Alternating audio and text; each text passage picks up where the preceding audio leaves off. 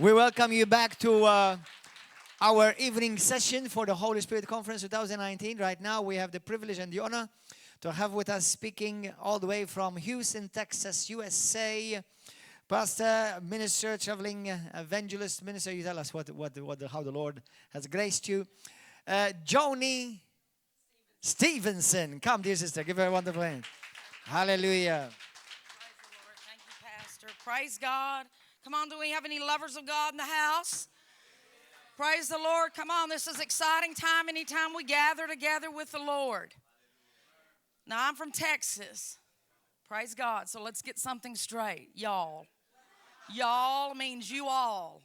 You all. So when I say y'all, that means you all. Praise God.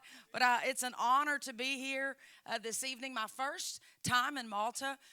But it's certainly an honor to be here. Last night as I was listening to your pastor preach a wonderful word from God, the Lord said something to me, and I just wanted to tell you what he said. He said that this church and this ministry is the tip of the spear of God in this region.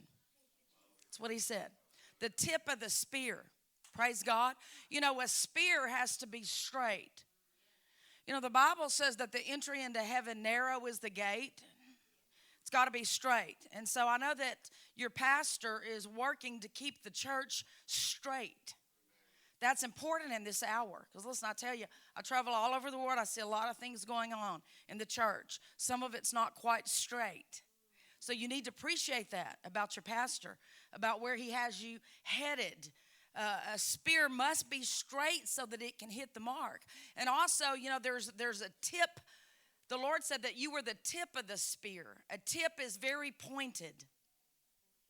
And I've noticed that just from the short time being here in this service. Your pastor has a very sharp, he has a very accurate word. But he's working to hit the mark of what God has for you because you're vital for this region. Amen? I believe that. You know, God can take people and things in a small proximity to really go out and push out and change the world. And so I believe that you guys are purposed here for that reason. I know God's got a good thing for y'all, so y'all stay strong. It's always good when I travel to walk into a place and know that it's a solid work. And I sense that here. I know that it's a good foundation. It's a safe place. It's a good place for you to grow up in God so that you can get trained up, so that you can fulfill your destiny. And so I just want to take a moment. When I'm not traveling, I co-pastor with my husband in Houston, and I know what it's like to put on a conference like this. I know how much work goes into it. I know the weight of the spirit of carrying such a conference. So I just want all of you to stand up for just a moment. All of you to stand up, and I want you to, with your whole heart, I want you to put your hands together and give some love and give some honor to your pastors. Come on, with your heart. Come on, louder than that. The Bible says that we're to give honor where honor is due. And so, Father, we thank you for this mighty man of God and his wife. Father, we thank you. Come on, give them some love. We honor them, Father, for the mantle that's upon their life. Father, we honor them for putting this conference together, for bringing ministers from across the world to minister to your people. Father, we thank you. We thank you for them, Father. Father, we pray that the conference here accomplishes all that you purpose it to. And Father, right now in the name of Jesus, I agree with them for everything that's needful for making this a success, that all of the resources come, Lord, that all of the supply comes in abundance, Father. You said, Lord, that there would be an abundance for every good work. And so we agree with that right now in the name of Jesus. Hallelujah. You may be seated. Praise God. What's also exciting to me anytime that I get in a place where they love the Holy Spirit. Amen. That's part of my main assignment with the Lord is traveling around to get the churches stirred up in the Holy Ghost, in the Spirit-filled life. Because I, as a young girl, got saved. I loved the Lord. I was saved into the Baptist denomination. I did have a salvation experience. I did love God. I did my best. But I would recognize that I would lay down at night having sinned, and I would repent and feel really bad. But knowing the next day that when I got up, I just was pretty much the same until I met the fullness of the Holy Spirit. And everything for me changed. When we encounter the Holy Spirit, which is a continual process in our life, everything changes. Hallelujah. There's a power in the Holy Ghost. And really only that, the fullness of his power, of his work in our life will satisfy us. It's only the fullness of his power in us that helps us to overcome. You know, when the Lord said to me that this church and this ministry is the tip of the spear in this region, a spear is held in the hand as a weapon. Hallelujah. This ministry, this church is a mighty weapon of God. That means you.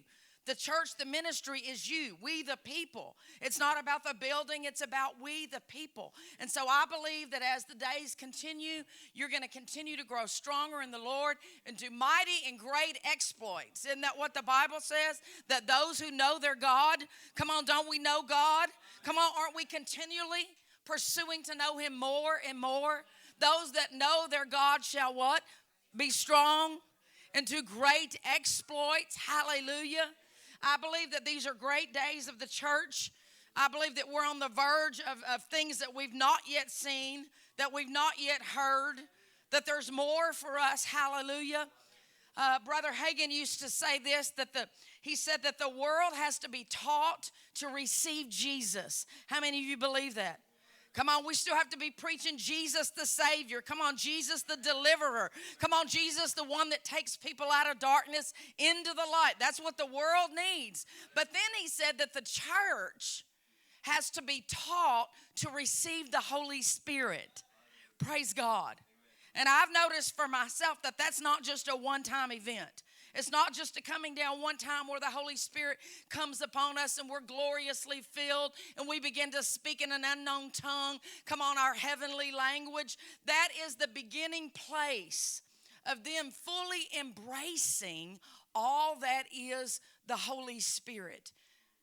And so we're the church. We've got to know God. We've got to show God. We've got to do God. And we do that through the fullness of the Holy Spirit. Hallelujah. Praise God. So I'm excited to be in this Holy Spirit conference. Are you expecting something tonight? Come on, don't you believe that every time we're gathered together, something of God in this midst? I believe that God tonight's going to speak a word to you, that God's going to encourage your heart. Come on, that God's going to strengthen you, that he's going to help you. I believe right now in the work of the Holy Spirit. If you could just bow your heads real quick, let me pray. Father, we thank you for this opportunity, Lord, every time we gather together. Father, I pray for the people here, Father, that their eyes would be open, Lord, their ears would be open, Father, to hear the things of heaven tonight. Father, I pray that their hearts are fully open, Lord, to receive all that you have for them, Lord, because I know you have good things in the midst of your people. Thank you, Holy Spirit, for meeting with us. Thank you, Holy Spirit, for working with us. Thank you, Holy Spirit, for doing only what you can do. We invite you in at this point, in this place right now, that you would do a mighty work in us and through us. We thank you that you are the Spirit of God, and in you there is no limit. And so, Father, I thank you for great and mighty things tonight by the Spirit of God. By the Spirit of God, that you would speak a word, Father, that word would take root in our heart and that it would produce fruit in the lives of your people and in the kingdom. We thank you, Father. What a privilege it is, Holy Spirit. This is your opportunity to demonstrate the love and the power and the glory of our God. And so we just say tonight, Lord, that you would have your way. That you would have your way. Father, I pray for me, Lord, as I minister, Father, that I would decrease, that you might increase in me, Lord. I pray tonight, Father, that I would not speak anything of myself, but I would have divine utterance of the Holy Ghost. And I thank you, Father. I thank you, Father, for your desire to bless everyone tonight in the name of Jesus. Can I get an amen? Amen. Hallelujah. Now listen, one thing I learned about the Holy Ghost is that he likes us to participate, not spectate.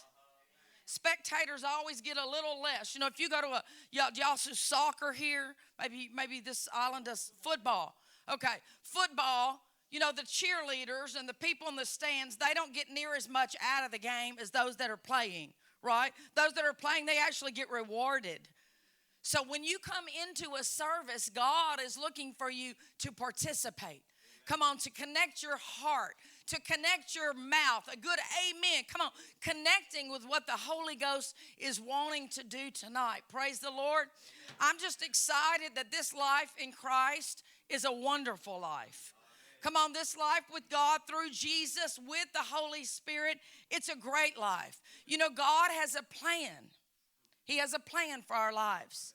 Really, God, He's written a story of your life, each and every one of us. The Bible says in Psalm 139 that while we were yet in our mother's womb, that He formed us and He fashioned our days. That means in your mother's womb, God already had a story of your life. Hallelujah.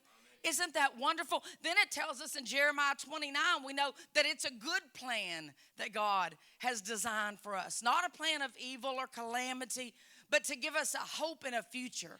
Praise God. Then Proverbs 4 goes on to tell us that this path, that this plan that God has for us just gets better and brighter every day. That the path of the just shall shine brighter and brighter until the coming perfect day.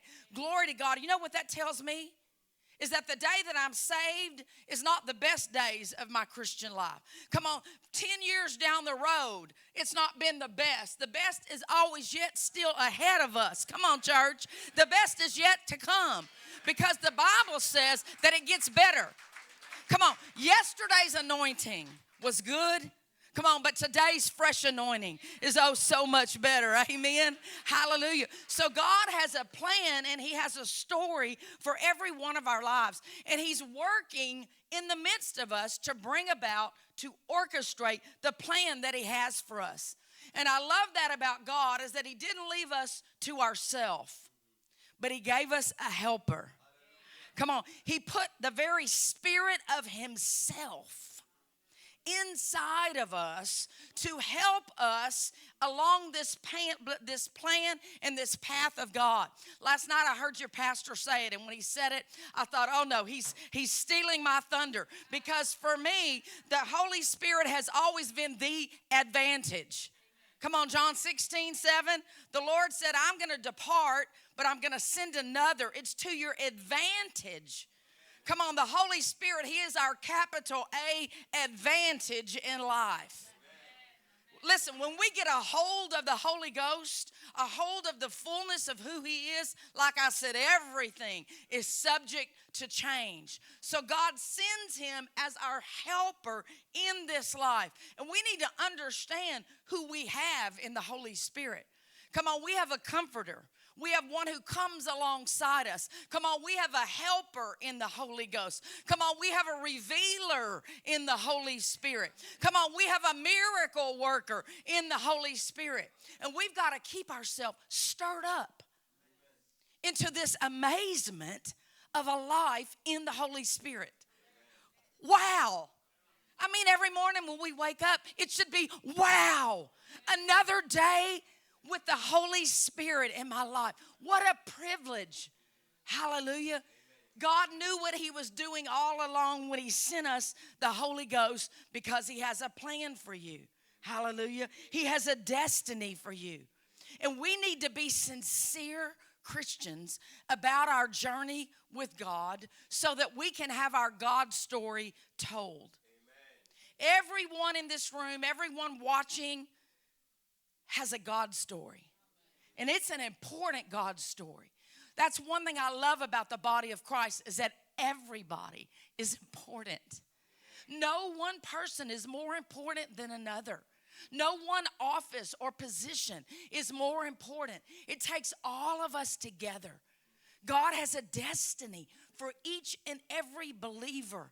And it matters. It matters for your life. God as your father, Jesus as your brother wants you to fulfill your destiny because it's all good God stuff. Hallelujah. And listen, your life matters for other people as well.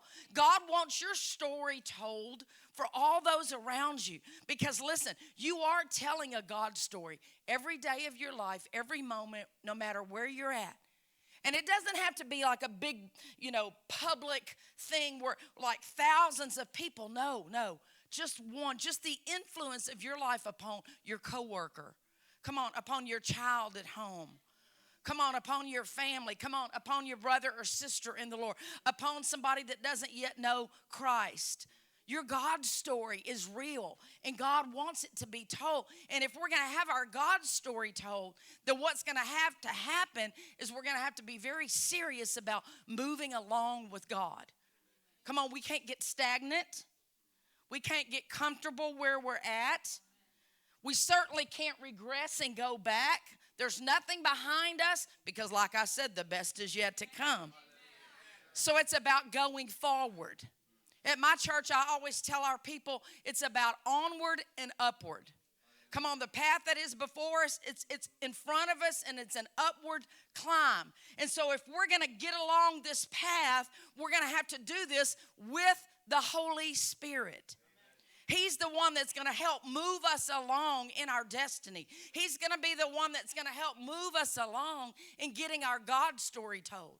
Acts chapter 17, verse 28 says that in him we live and move and have our being. Did you hear that? In him, in God, in the Holy Ghost, we move. We're going to have to know the Holy Ghost. We're going to have to know when he's moving, how he's moving. We're going to have to be able to distinguish him so that we know where to go and how to get where God wants us to go. Praise the Lord. Hallelujah. The truth is that God plans things. Jesus purchases what you need in that plan. The Holy Spirit is the one that guides us into that plan so that we can possess it. Hallelujah. So it's about moving along. There's a great story in the Old Testament. One year the Lord got me on this story and he just wouldn't let me get off. It's a story that we all know. It's the story where the Israelites were coming out of Egypt. And they were coming, they were running. Pharaoh had said he would let them go. Then all of a sudden on their journey, their path to try to head into that promised land where God had said they could have, the enemy decided, Pharaoh said, no, I'm not going to let them go. And so he got after them. And so all of a sudden, as they're moving along, they've got this army coming behind them. And now they come up against something, the Red Sea. Standing in front of them is an obstacle. It looks like a no way out. And we know the story. Moses begins to talk to them and encourage them. But all of a sudden, in Exodus 14, verses 15 and 16, I want you to see what the Lord said. Here they are in the midst of a crisis. And the Lord said to Moses, he said, why do you cry to me? He said, tell the children of Israel to go forward, but lift up your rod and stretch out your hand over the sea and divide it, and the children will go forward on dry ground through the midst of the sea. So I want you to see what happened here. When we've got something, when we need to move, when we need to go, when we need an answer, we need to certainly pray and seek God. Absolutely, we need to pray. We need to look to God. But there comes a time after we've prayed, after we've sought God, where we've got to go ahead and move on something. Faith hears something, faith believes something, faith speaks something, and then faith moves on something. And so what happened in this instance is they were crying out to the Lord, and the Lord said, why do you cry out to me? In other words, no need to cry out to me. I've already heard you. Go ahead and go forward. Go ahead and move. What happened for them is the miracle was in their moving forward. And when I read this years ago back, the Lord just started illuminating this. He told me, he said, miracles are in our movement. And that's why so many times we miss out on the miracles. We're just sitting around waiting on God to do something, and God is waiting on us to move. I want you to know, church, that there are miracles in your movement. As you move, listen, there was a sea right there. This looked impossible, but the Lord said to go forward. And the minute they did this, boom, the sea split and they crossed over. Hallelujah. So the Holy Spirit is the one who helps us move forward in the plan. It's the Holy Spirit that's going to help us get in the flow of what God is doing. It's the Holy Spirit that's going to guide us and lead us and direct us. He's going to give us promptings. Come on, he's going to give us unctions. And this is why we have to know the Holy Ghost. We have to know him, not just about him. We have to know him. We have to know him well. We have to know all the ways that he guides and leads, because it's him that's going to get us into the miracle. It's the Holy Spirit that's going to get us into the victory. It's the Holy Spirit that's going to get us into the greater works. It's the Holy Spirit that's going to help us identify the open door and go through that door. It's the Holy Spirit's job. Romans 8:14 says this, for as many as are led by the Spirit, these are the sons of God. What this tells me is that every son of God is to be led by the Spirit. Isn't that what that just says? It's really not reserved for just special people. Everyone that is a child of God should expect to be led by the Spirit of God. Hallelujah. Come on, aren't you glad you're not left doing it on your own? Come on, trying to figure out the path by yourself. Listen, the Holy Ghost can do more for you in 5 minutes than you can do in hours and hours of your own praying and laboring and working to make something happen. So it's just about knowing him. Now, I'm going to read through these scriptures. For sake of time tonight, I'm not going to ask you to turn there, but if you're taking notes, you can write them down, or you can go back later and study them. But I want you to hear what God says about the Holy Spirit. 1 Corinthians chapter 2, verse 12 says, now we have received the Spirit who is from God, that we might know the things that have been freely given to us by God. Did you know that we have an inheritance? Praise God. Come on. We have an inheritance. Woo! Come on. The deed has been signed over. But it's the Spirit of God who reveals what God has given to us. John 16:13 through 15, Jesus said this, however, when he, the Spirit of truth, has come, he will guide you into all truth, for he will not speak on his own authority, but whatever he hears, he will speak. And he will tell you things to come. God tells us things to come. He will glorify me, for he will take of what is mine, Jesus, and declare it to you. All the things that the Father has are mine, and therefore I said that he will take of mine and declare it to you. Romans chapter 8, verse 16 and 17. The Spirit himself bears witness with our spirit that we are children of God. And if children, then heirs. Heirs of God and joint heirs with Christ. The principle here is that the Holy Spirit is the one that guides us into what belongs to us and how to access it.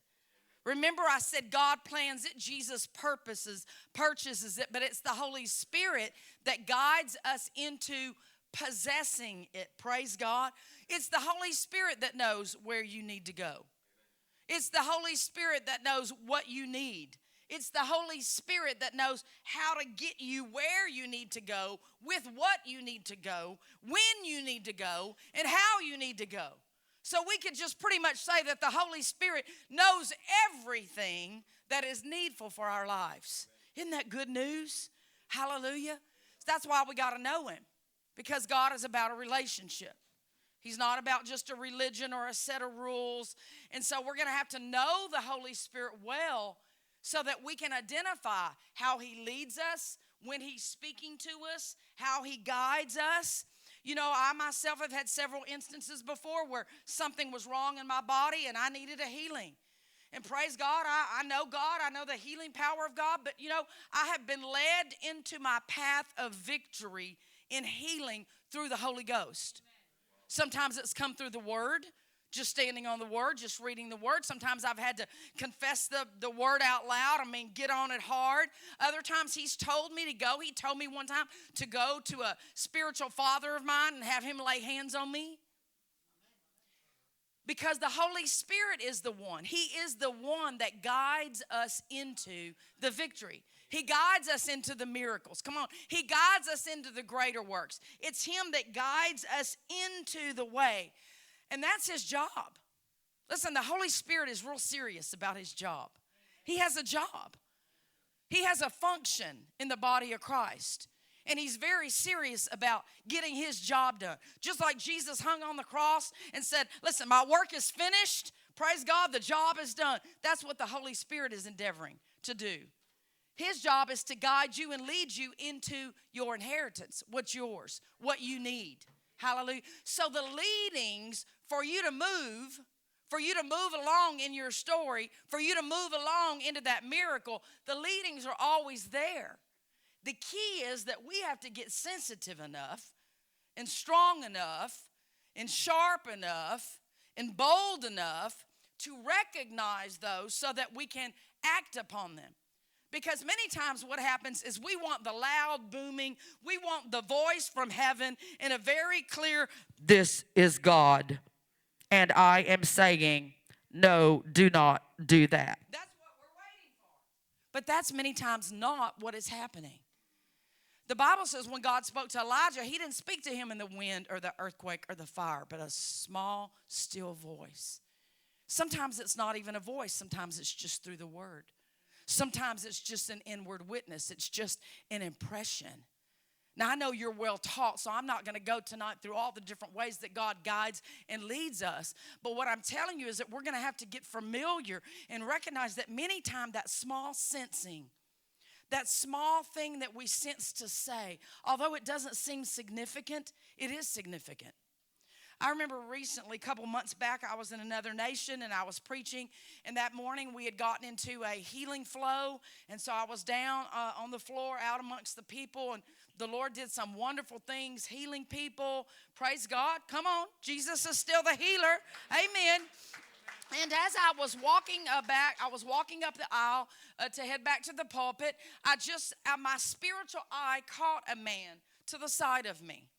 And, it was just a slight unction. I had to stop. And so I stopped and looked at him, and I just felt something want to come up. I didn't know what the words were going to be. I didn't know, but I didn't do like this and say, okay, now God, tell me what it is you want me to say. No, I just went with the flow. Come on, there's a flow of the Holy Ghost that we're going to have to be familiar with.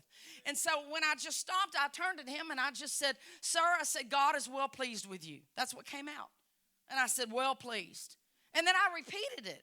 God is well pleased with you. And then I turned around to walk, and I took one step, and I felt the Lord stop me, and I turned back around, and I said that the Lord said he's well pleased with you. Now listen, I prophesy a lot. That didn't sound very profound, that God is pleased. I mean, we like to hear those words, but it sure didn't sound very profound. But I knew that it was the Lord, and so I had to just leave that. Just a slight unction to say something to him. But I just went with it. Come on, I just moved upon that. I just moved upon that slight unction. Well, after the service, he came to find me.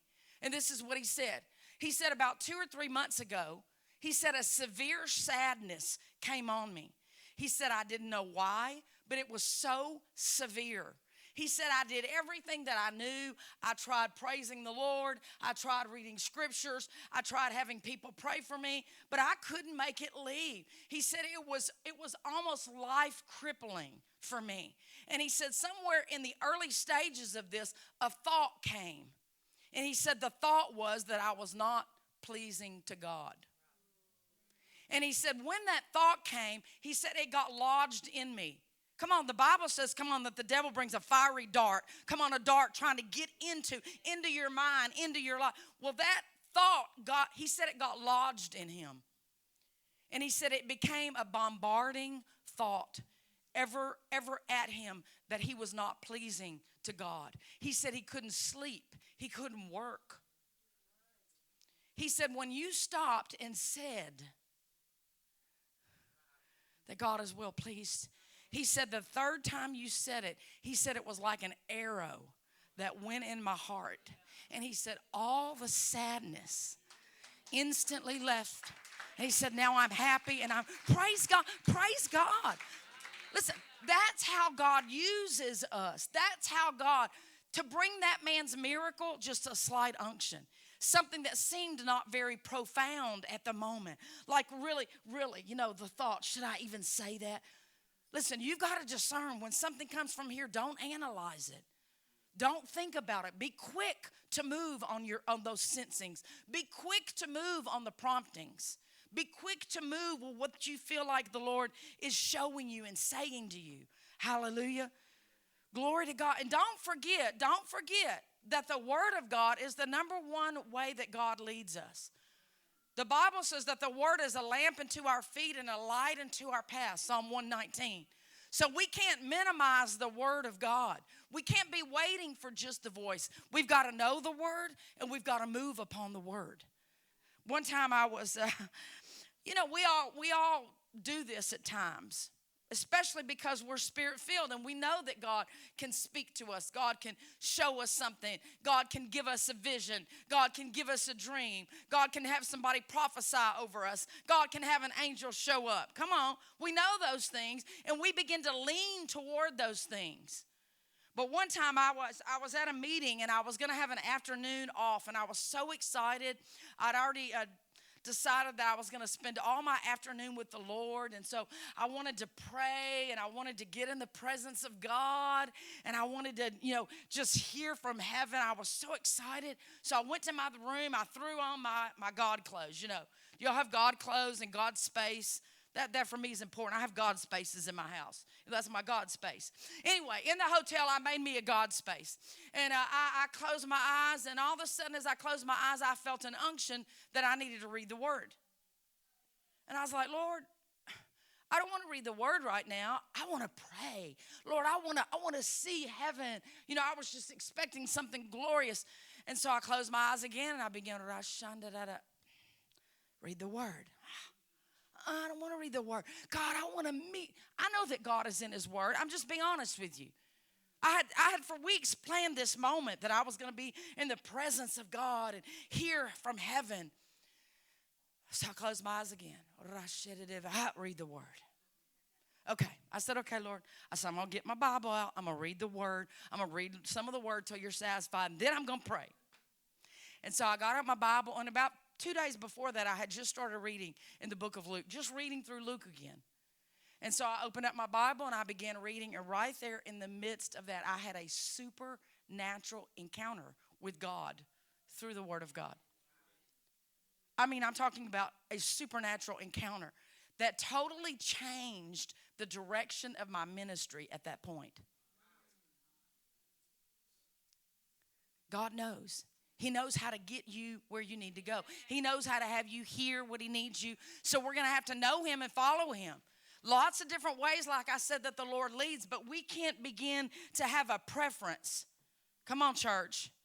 We can't begin to have a preference and begin to lean on certain things. We're going to have to get familiar with all of the ways that the Lord leads us. If we learn just one way, Brother Hagin used to say that in the healing ministry. If you learn just one way to minister healing, he said you're going to miss out on a lot of testimonies because you're going to have to follow the fullness of the flow of the Holy Ghost. Amen? So we're going to have to get comfortable even with the inward witness, even with the just on the inside. Remember that? Romans 8:16, that the Spirit of God Himself bears witness with our spirit. It's just this knowing on the inside. It's just that something kind of feels right. Something feels a little easy. Something feels peaceable. Something feels like it's okay to do it versus maybe it feels scratchy. Just doesn't feel quite right. Maybe it feels a little yucky. The Bible says, actually, it says that the spirit of the man is the lamp of the Lord. So the way that the Lord is going to light you up, the way that He's going to reveal things, the way that He's going to illuminate many things is through that inner witness. And so we're going to have to not depend on something outward. Come on. Not depend on goosebumps or the hair. I get in the presence of God and my hair raises up. Well, no. That's not how we measure the presence of God. It's the inward witness. And listen, there's a safety in the inward witness. Why is that? Because the Holy Spirit lives in you.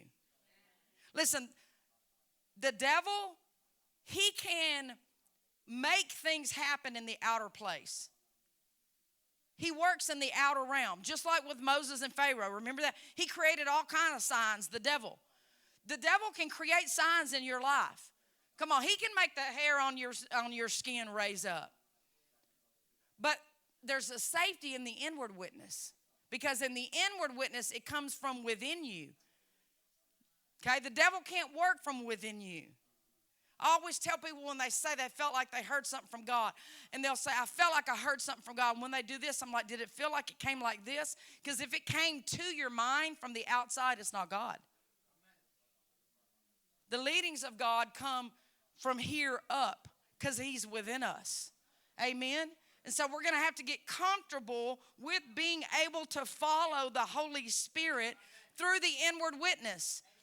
I'm sure your pastors probably told you that Brother Hagin many, many years ago, I think it was in the 1950s something, had an encounter with the Lord where the Lord appeared to him. And he told him that the number one way besides the word that he ministers to people or that he leads to people is through the inward witness. Amen? Through the inward witness. So we're going to have to get comfortable with the inward witness. Don't worry about that. Don't worry about that. Praise the Lord. Don't worry about that. Hallelujah. Praise God. I'm telling y'all that God is wanting to work some miracles through your moving around, through your movement, through you moving in what God has for you. The miracle's going to take place. Come on, the thing that you've been looking for, the answer that you've been needing. Come on, the thing that you've been wanting to happen is going to come as we take our step of movement, as we step into what God has for us. These things are going to take place. God is still in the miracle working business, but he's working with us. He's not working separate from us. He's working with us. That means we're going to have some faith. And we're going to have to demonstrate our faith by acting on our faith, by moving forward in the things of God. Hallelujah. Amen. I'm just excited that God is still working with us today. Praise the Lord. He's training us up for all of the things that are before us, all kind of things that are to come. But it is going to take us moving. Back to again when the Lord said, why do you cry to me? They were just stationary, just waiting, doing nothing. I remember years ago, I was in a kind of a life, it was a big life decision. How many of you have ever had one of those? I mean, this was like a big deal. And I was like praying and I was praying and I was praying because I wanted to get it right. I wanted to get it right. I didn't want to mess it up, But I have found out that sometimes the church, we're so scared of messing something up that it almost freezes us. And as I was praying, all I wanted God to tell me was yes or no. I had a something that I was yes to do it or no to not do it. That's all. I'm like, Lord, all I need is a yes or no. Come on, can I hear a yes or no? I mean, a yes or no, this should be easy. And I was praying and I was seeking and I was waiting. And all of a sudden one day as I was praying, I had a vision. And in the vision, what I saw was a bunch of water, vast space of water. And then I saw a dock, a boat dock. You know what that is? A boat dock. And tied to that dock was a boat. And as I looked at that boat, it was very tightly tied to the dock. The ropes around it were secure and held very tight so that the boat really couldn't even rock or do it. It was just right there. And as I was seeing this vision, the Lord spoke to me and he said, you're like that boat. He said, you are stuck. He said, what you need to do, he said, if that boat will untie and begin to move out upon the water, he said, then I can direct the boat in the way to go. And he said, if the boat is heading in the wrong direction, I can redirect the boat into the right place. And that's the way it is with us. Listen, I'd rather us miss it by trying it than miss it by doing nothing. Because if we begin to make a step towards something, if we begin to make a movement towards something and it's not the right thing, the Holy Spirit who lives in us, whose job it is to get us into the right place, to get us into the inheritance, to get us into the miracle, come on, to get us into the victory. That's his job. But you're going to have to move so that he can guide you. If you just stick like this, just, God, I got to have a word, God, I have a word, God, I have a word. No, God's like, no. You don't need a word. You just need to let me guide you into the right thing. Isn't that powerful? Thank God that he helps us like that. Amen. I love that about the Lord. That's one thing. Like I said, I got saved as a very young girl, but I didn't really meet the fullness of the Holy Ghost till I was many years down the road. So I know the difference. I know the advantage that we have in this helper, in this comforter. Come on, in this miracle worker, the Holy Spirit. I know the advantage that we have as the revealer. Listen, as a church, we can't just pigeonhole the Holy Spirit as the miracle worker, which he is, praise God. But he's also the revealer. Come on, he's the director and the guide that reveals things to you and shows you how to go. Praise God. Glory. Is this helping you? Praise God. Come on, this is a Holy Spirit conference. I'm determined that when we get out of here today, come on, we're going to have some things of the Spirit that we can begin to move into. The Holy Spirit, there's a flow in him, and you're going to have to be ready. You're going to have to know him. You're going to have to be sharp in him. You're going to have to be full of the Holy Spirit. You're going to have to be full of the Holy Spirit. Come on, full of him. You're going to have a continual intake of the Word of God and the Spirit of God so that you can stay in the flow of the Holy Ghost. Come on, we are the temple of the Lord. We agree about that, right? We are the temple of the Lord. Hallelujah. Do you know that in the Old Testament, the physical temple was said to be the exchange of heaven and earth? Okay? It's where heaven and earth exchanged. It was the thing that caused earth to experience out of heaven and bring that into the earth. And then y'all know over in Ezekiel, remember where he talks about the river, where the river's just, ankle deep, where it's knee deep. And he was waiting. What was he waiting for? He was waiting till the fullness of the river came. Because when the fullness of the river came, he said that's where the life is, that's where the healing is. So if we're going to operate heaven into the earth, we're going to have to do it from the fullness.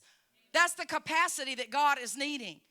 If you're not operating in the fullness of the Holy Spirit, if you're not speaking in tongues often, if you're not stirring yourself up, come on, if you're not getting fresh infillings of the Holy Spirit, you're going to have trouble. You're going to have trouble hearing the voice of God. You're going to have trouble understanding or recognizing these promptings and these unctions that come to you by the Spirit of the Lord. These things are important. Why? Because you have a story. Because you have a destiny. Listen, and God is depending on your story. It's all of our stories in the body of Christ that come together to complete the picture. It's important. It's important for your life. It's important for other people's lives that your God story gets told. But we're going to have to know the Holy Spirit. Hallelujah. We're going to have to be able to move with him because there are miracles in your movement. As you begin to step out and do what God says, as you begin to make movements toward that, things begin to open up. Come on, things begin to split wide open. Come on, opposition that has stood in your way departs in the name of Jesus. There's miracles in our movement, but it's the Holy Spirit that moves us. In him we live and move and have our being. Praise God. This is why this is such a wonderful life with the Holy Ghost. We love him.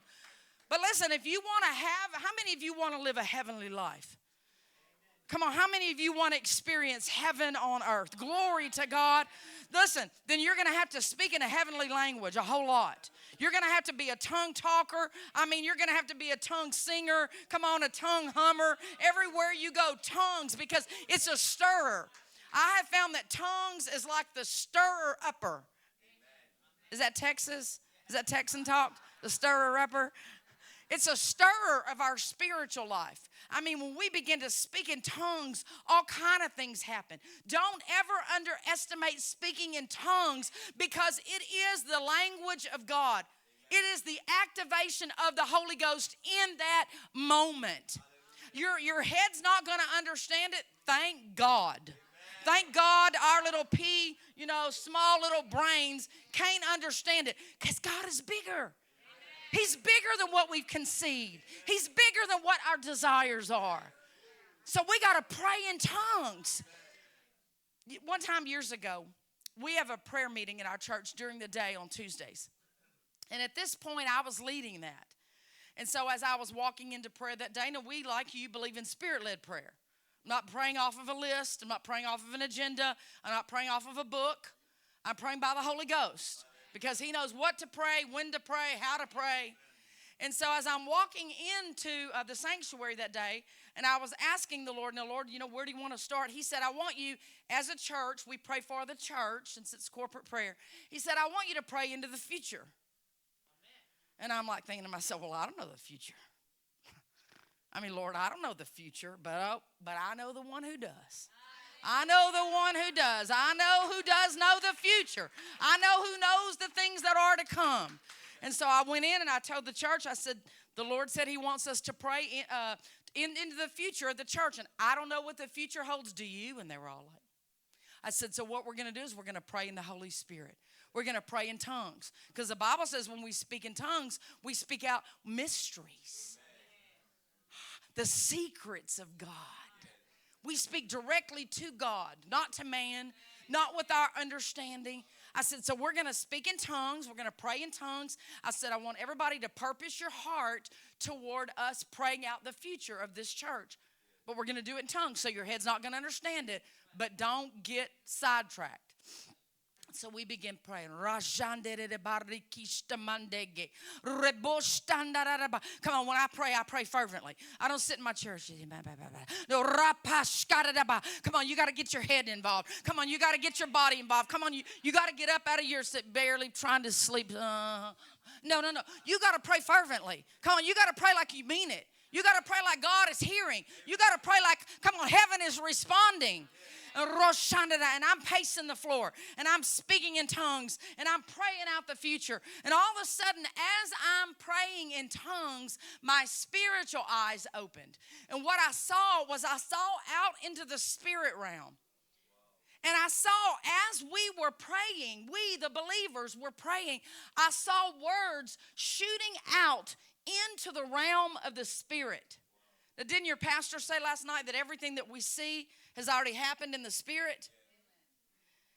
I saw words that we were praying shooting out into the spirit. And I have to tell you, to be honest, I was kind of like this. I got a little mesmerized, watching what. And all of a sudden, from here, an angel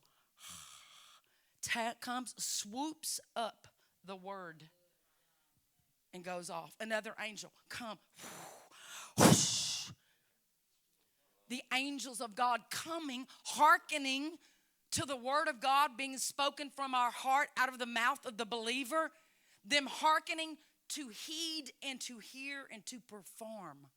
They were coming and taking the words that we were speaking in tongues that were going into the spirit realm, and they were going to perform them. Heavenly assistance.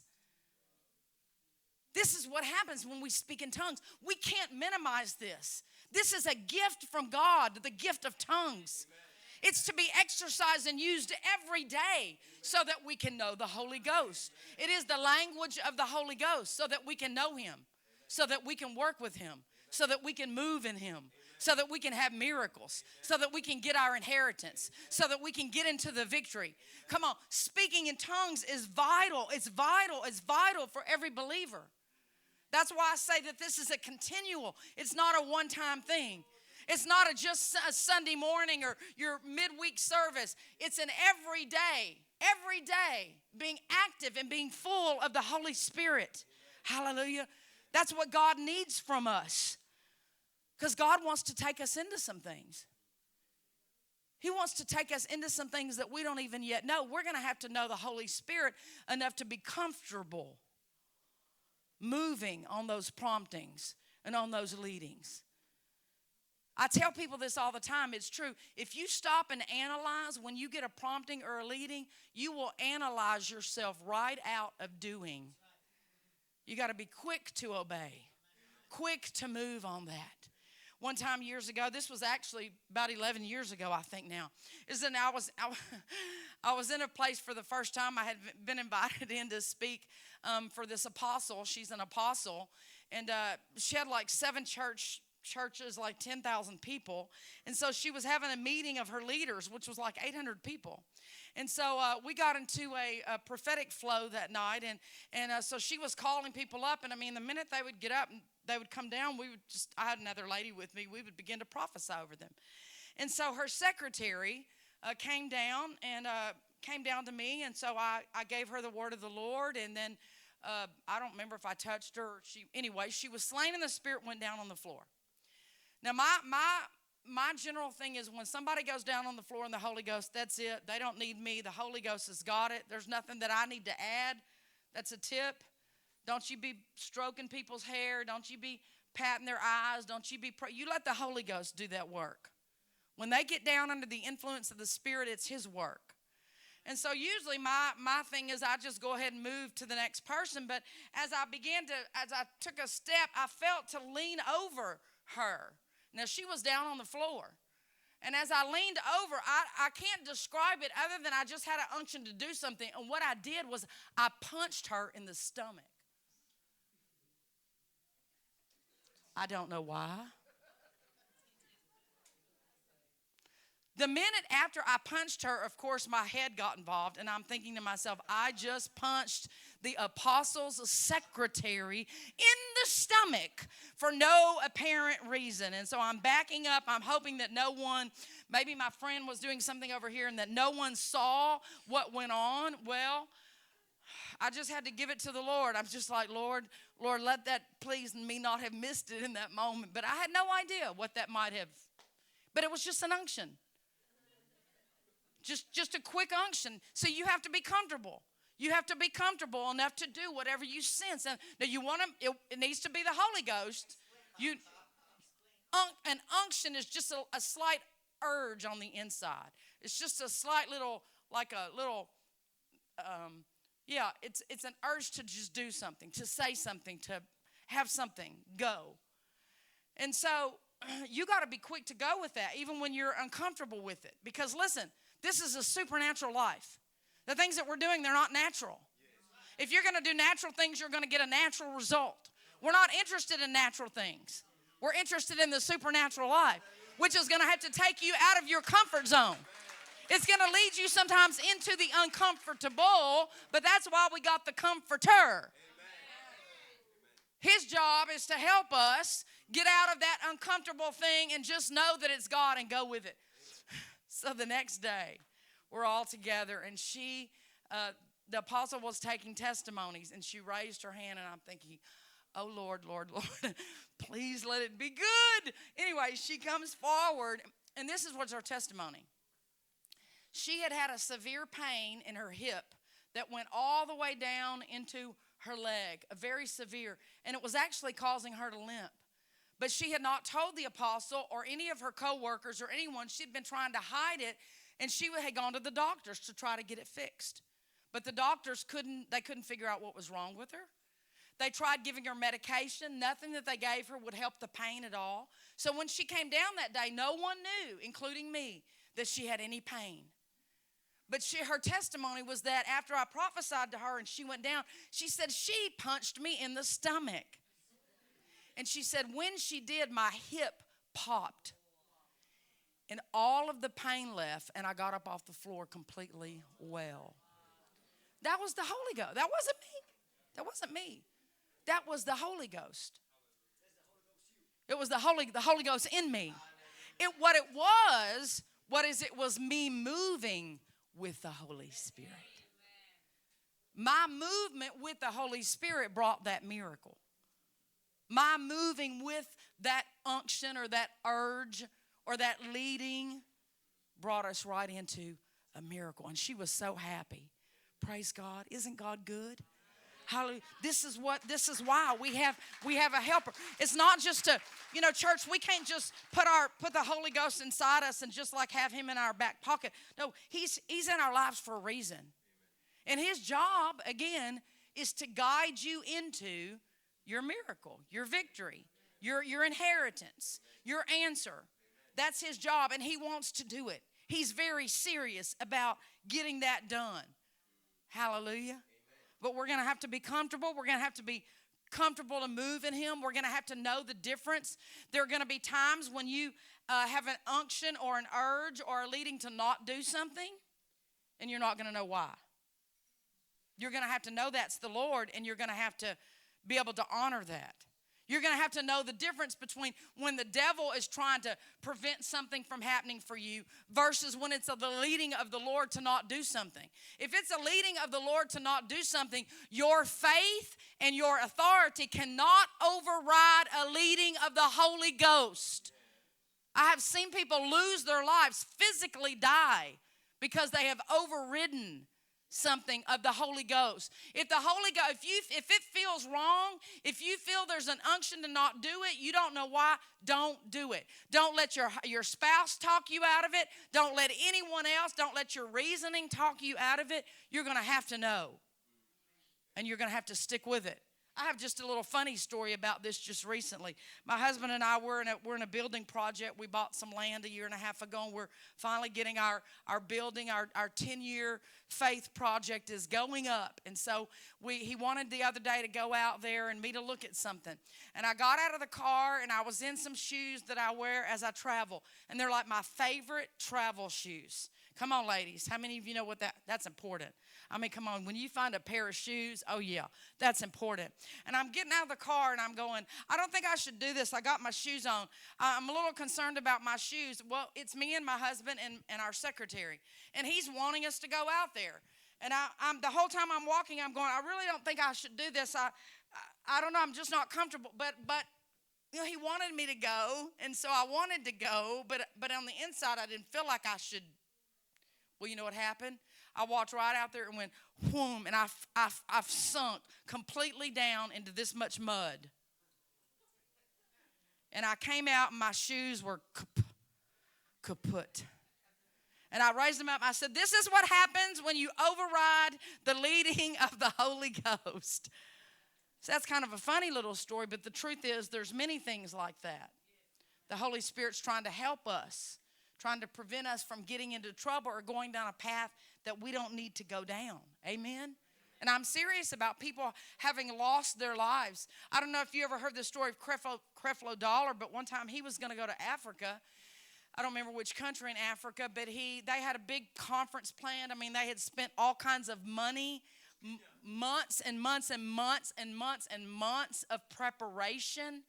And he got on the plane and started feeling like he shouldn't go.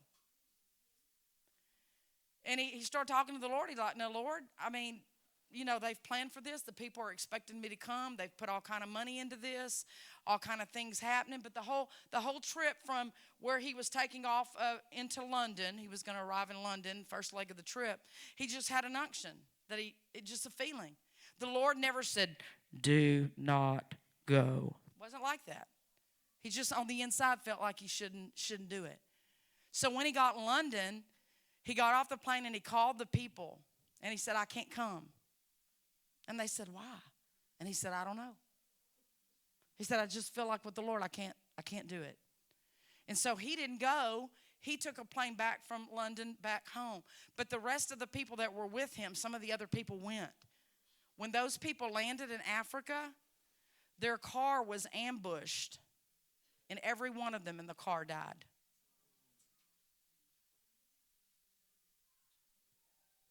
This is serious stuff.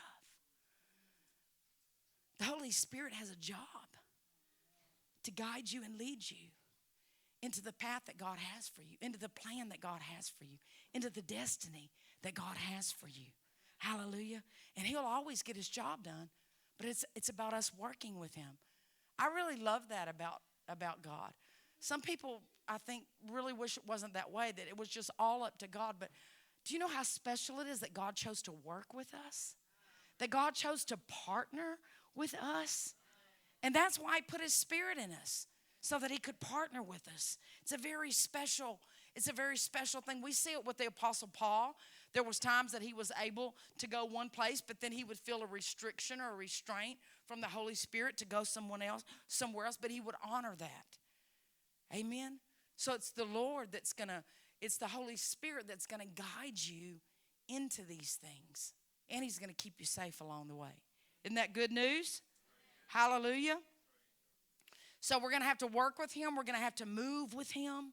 We're going to have to know when these unction and these urges and these leadings come, how to recognize them and be instant to act upon them. Hallelujah. I love that about the Holy Spirit. He's my go-to in life. He needs to be your go-to. He has to be number one for you, the number one place that you run when things happen. Other people, pastors are set over you to oversee in your life. And yes, the Lord will use your pastor many times to counsel you, to guide you, to correct you. But those things should come as a confirmation to you. When those things are said to you by the Spirit of the Lord, they should be a confirmation on the inside. And that's how that works. And then in the New Testament church, prophets are not set in the church to guide the church. And I say this all the time because that's my true office as a prophet. And I run around with a lot of prophets. And I get very upset when they say this, that the Lord doesn't do anything unless he tells the prophets. Because that's Old Testament. There's going to be many things about your life that God's going to show you and reveal to you. Many things about your church that I'm not going to know or another prophet is not going to know. As a New Testament church, every believer has the Holy Spirit, and he is the revealer in your life. He is the one that's trying to show you things to come. He's trying to move you along the path to get you into that miracle that you've been desiring. Hallelujah. And if we'll just know him, if we'll just spend some time recognizing him, tuning ourselves in. When I first got in the gospel, when I first got Spirit-filled, this stuff was so revelatory to me. I wanted all of it. And so I would practice. Having the Holy Spirit lead me. I would practice hearing or knowing that inward witness and being able to follow that. I still do that today. I look for opportunities, not life-threatening things, but opportunities where I can sense that the Lord wants me to do this or not to do this and test those things because I'm still sharpening. Come on, this is a continual life with the Holy Spirit. We've never all arrived. We've never learned it all. We've never mastered all of it. That's what keeps us hungry. Come on, that's what keeps us hungry.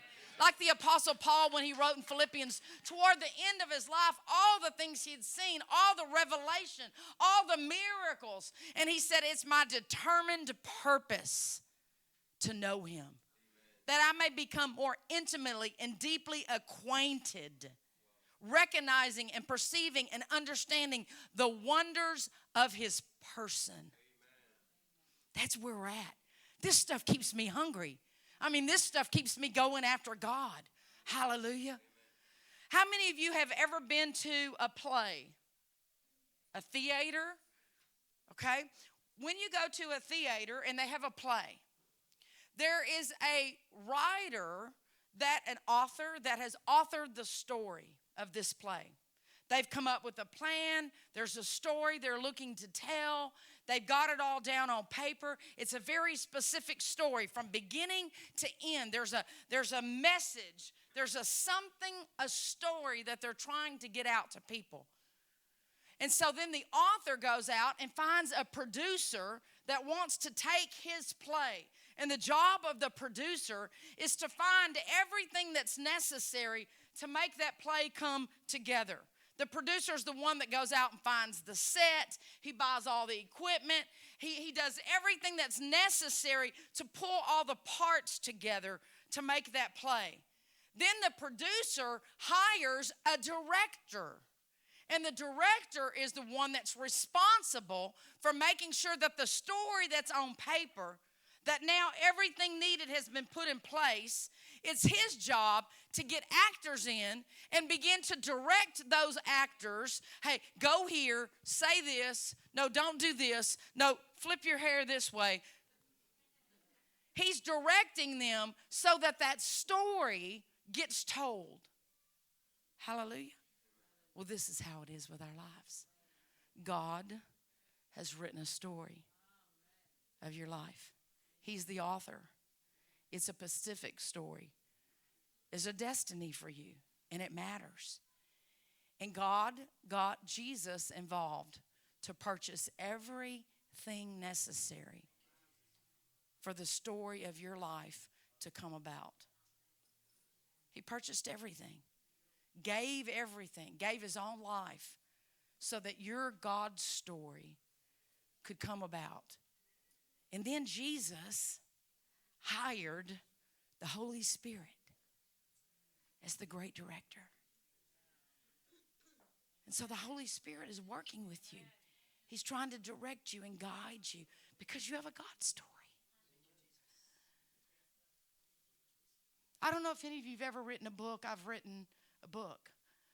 And it's very precious when you write a book. When you have a message from God. And you know there's something specific that God wants to get out. That's how God feels about your story. That's how Jesus feels about your story. That's how the Holy Spirit feels about your story. He's very specific. He's with you every day, working with you every day, trying to help you. But listen, as actors, we have to show up. You're going to have to show up with the Holy Spirit every day. You're going to have to show up beyond the job. As Christians, we don't get to take days off. As Christians, we don't get to have bad days. I tell my congregation all the time, you don't get bad days. There are no such thing in Christianity as bad days. Because every day we're living with God, and God is good. And if there's a bad something, it's our job just to step right over that. There's a path of the Holy Ghost to help us get through that, to help us stay on the good path. Amen? As actors, we got to show up, and we got to be sensitive to the director. We got to trust the director. We got to trust that he knows what he's doing. Listen, God knows what he's doing. We can trust him. We can trust him in every step along every way. We can trust him. But part of our trust in him means developing such a deep, committed, personal relationship with him that we know him intimately, that we know his voice. Just the small, still voice is very clear and distinguished to us. But God wants your story told. And it's very precious. It's very precious.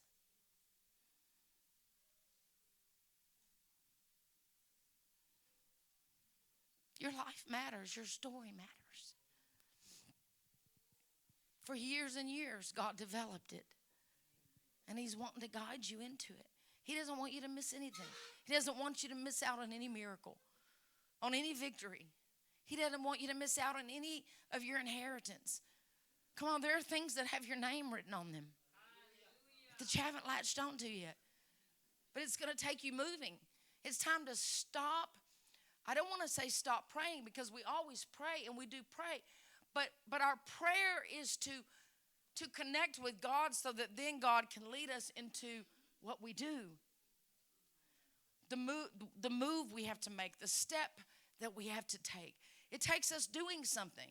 It's not all just up to God in heaven. It's God working with us. Hallelujah. Just close your eyes for just a moment. Just close your eyes for just a moment. And I want you just to, for a moment, let it register in your heart how important your story is to God. to the kingdom of God, to the body of Christ, to your church,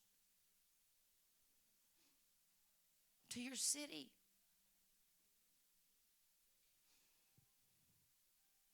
It's important. Everyone matters.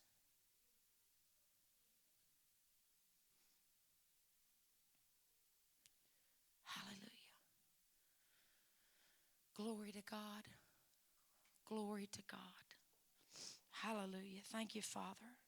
Thank you, Father. Thank you, Father. Thank you, Father, for the plans and the purposes that you have in these people, Lord. Thank you, Lord God. Thank you, Father. Thank you, Father. Thank you, Lord. Now I feel that there are probably some people here who today have been feeling like there's something that you need to move on. There's something maybe that you need to step out into. And you've been a little unsure. You've questioned. Maybe you haven't had enough boldness. Maybe you've been a little unsure. But I want you to know that there's a measure of the Spirit of God today to help you in that push along into what's needed for you to step into that. Who would that be? Who would that be? Who would that be? Thank you. Keep your hand up. Thank you. You, yes. Would you come forward, please? I just want to minister to you very quickly.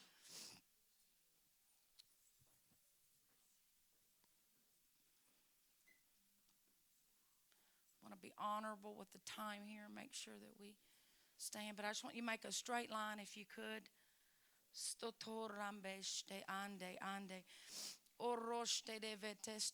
There's a lot of ways to minister to people.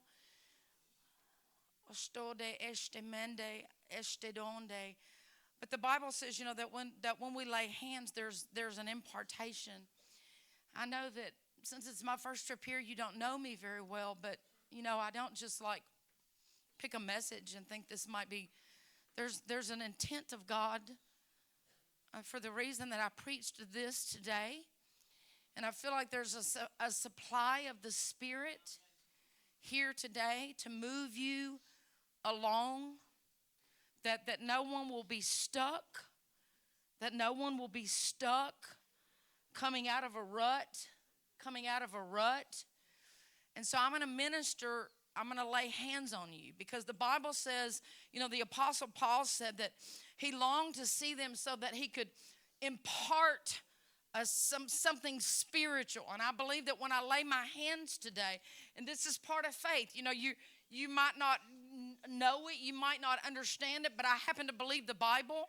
I happen to know the Holy Ghost. And so I know that something on the inside of you today is gonna happen. Something is going to take place in you that's going to come, that's going to allow you to move forward. Hallelujah. And so when I get in front of you, I would ask that you don't pray in tongues, because that means you're talking to God.